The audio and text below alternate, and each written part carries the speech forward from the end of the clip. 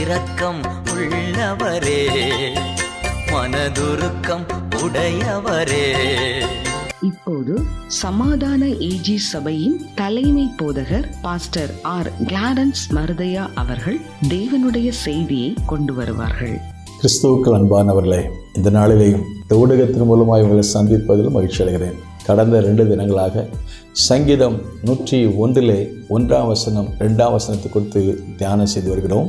இன்றைக்கும் அதே 101 சங்கீதம் 2ஆம் வசனத்தை வாசித்து பார்க்கும் பொழுது, உத்தமமான வழியிலே என்னை விவேகமாக நடத்தும், எப்பொழுது என்னிடத்தில் வருவீர், என் வீட்டிலே நான் உத்தம இதயத்தோடு நான் நடந்து கொள்ளுவேன் என்று சொல்கிறார். தேவன் நம்மிடத்தில் எதிர்பார்க்கிற காரியம் என்னவென்றால் உத்தமமான இருதயம்.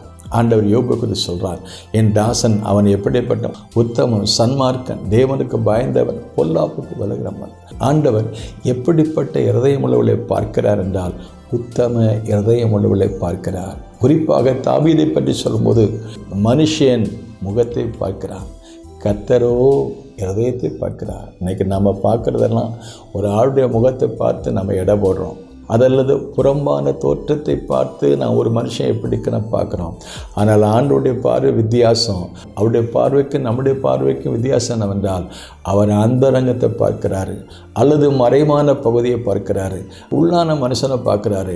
ஈசாய் வீட்டுக்கு அன்றைக்கு சாமுவேல் தீர்க்கதரிசி போன போது அவர் பார்த்தார், அங்கே உயரமான ஆட்களை பார்த்தார், அழகான ஆட்களை பார்த்தார், அந்தஸ்தான ஆட்களை பார்த்தார்.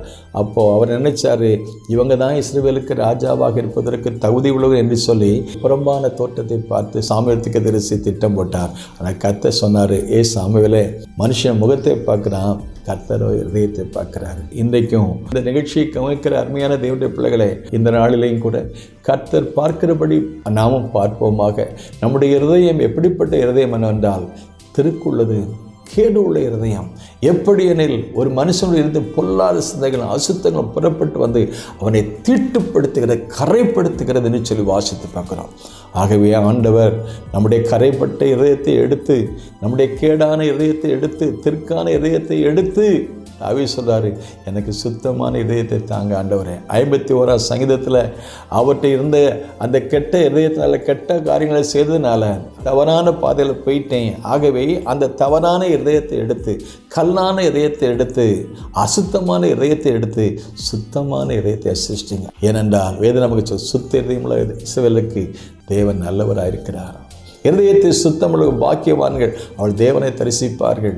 இந்த காலை வேளை கூட இந்த நிகழ்ச்சியை கவனிக்கிற அருமையான தேவனுடைய பிள்ளைகளை நாம ஆண்டவரில் கேட்போம், ஆண்டவரே, நான் ததும்பி போகாதபடி சுத்த இருதயத்தை எனக்கு தந்து என்னை புதுப்பியும், என்னை உயிர்ப்பியும். ஆண்டவரே, இந்த நாட்கள் நான் உத்தமமாய் நடந்து கொள்ள எனக்கு உதவி செய்யுங்க. உடைய வார்த்தையின்படி என்னை புதுப்பிங்க, என்னை உயிர்ப்பிங்க, உம்மை போல என்னை மாற்றுங்கன்னு கேட்போம். கர்த்தர் நமக்கு உதவி செய்வார். May God bless you. இரக்கம் உள்ளவரே, மனதுருக்கம் உடையவரே.